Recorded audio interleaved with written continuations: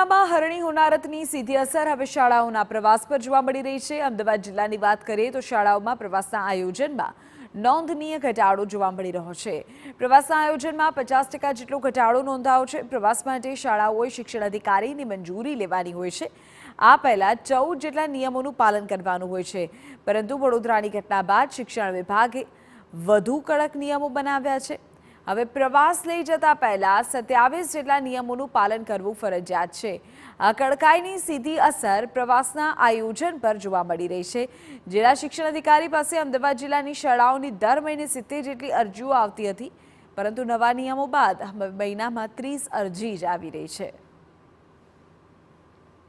વર્ષ દરમિયાન પ્રાથમિક જે સેલ્ફ ફાઇનાન્સ સ્કૂલો છે તે પણ અહીંયા અમદાવાદ શહેરમાં આવે છે। માધ્યમિક ઉચ્ચતરમાંથી બધી થઈને લગભગ 600-700 જેટલી અરજીઓ પ્રવાસ માટેની આવતી અને ઘણી રાજ્ય બહાર જતી હોય છે। તે રાજ્ય બહારની પરમિશન ઉપરથી મળતી હોય છે નિયામક કચેરી તરફથી, તો લગભગ આટલી દરખાસ્તો આવતી હોય છે। પરંતુ આ ઘટના બન્યા પછી એવું ચોક્કસ કહી શકાય કે શાળાઓએ જોકે જવાબદારીપૂર્વક કામ કરતા જ હોય છે, પરંતુ છતાંય એમાં અમે વધારે સ્ટ્રિક્ટનેસ, અમે 14 નિયમ હતા એના 27 નિયમ કર્યા, એટલે બધા નિયમોમાં પણ વધારો કર્યો અને દરેક શાળા પાસેથી ફરજિયાતપણે અમે લેખિતમાં એવું લેવા લાગ્યા કે ભાઈ આ નિયમોનું અમે ચુસ્તપણે પાલન કરીશું।